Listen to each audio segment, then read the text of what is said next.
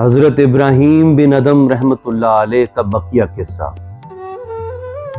جب اس سردار نے مچھلیوں کو حضرت ابراہیم رحمت اللہ علیہ کے تابع فرمان دیکھا تو اس پر وجد طاری ہو گیا۔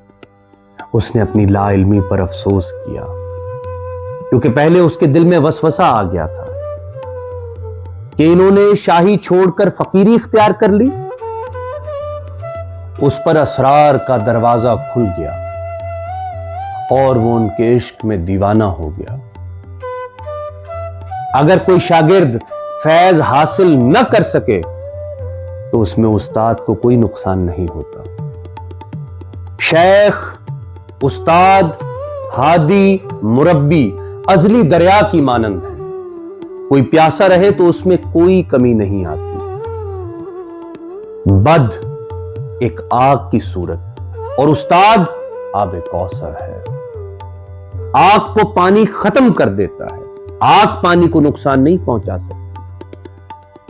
اساتذہ میں عیب تلاش کرنے والے پھولوں میں کانٹا تلاش کرتے ہیں، حالانکہ کانٹا تو وہ خود ہے۔ اساتذہ قبلہ کی مانند ہوتے ہیں، اس کی طرف سے دور سے بھی رخ کرنے سے فیض حاصل ہو جاتا ہے۔ اگر گدھا دلدل میں پھنسا ہو تو نکلنے کی تگودو کرتا رہتا ہے۔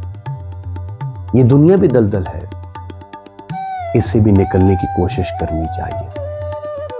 اگر کوئی بدعمالی سے نکلنے کی کوشش نہ کرے تو گدھے سے بدتر ہے۔